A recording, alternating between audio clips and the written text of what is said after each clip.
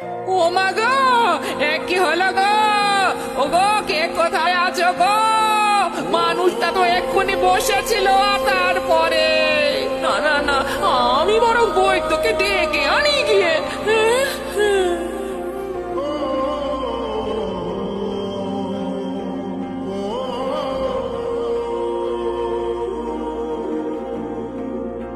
তখন থেকে তো অনেক পরীক্ষা করলেন, কিন্তু মানুষটা এখনো চোখ খুলে দেখছে না কেন? হ্যাঁ, বড্ড দেরি হয়ে গেছে।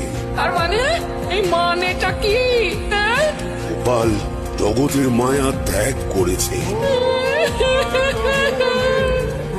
আমার সে কি কথা গো? ও গো, আমার কি হবে?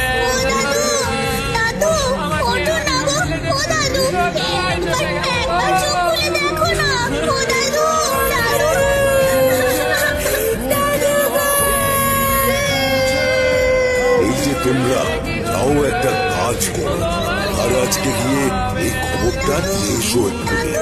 কি ব্যবস্থা আমি করছি না হয়তো। আজ সকাল থেকে মনটা যেন কেমন আনচান আনচান করছে। কেন মহারাজ, আপনি কি কোনো ব্যাপারে চিন্তিত? চিন্তা না, মানে হ্যাঁ হ্যাঁ, মানে চিন্তা তো একটা। আর চিন্তা করে কি হবে মহারাজ? যা হওয়ার তা তো হয়ে গেছে।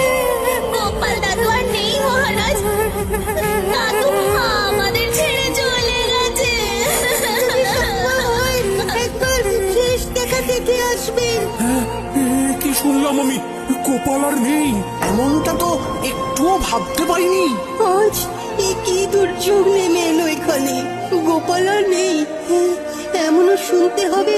আমার তো মনে হচ্ছে মহারাজের কাছে অপমানের জ্বালা সহ্য করতে না পেরেই গোপাল হৃদরোগে আক্রান্ত হয়েছে।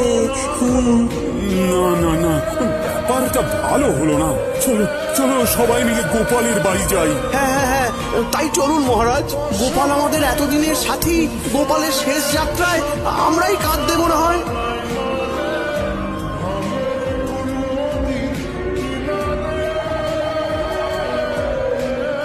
ব্যবস্থা যখন সব হয়ে গেছে, তখন আর দেরি করাটা ঠিক হবে না। হ্যাঁ হ্যাঁ, এসো সবাই, কাঁধে কাঁধ মেলাই।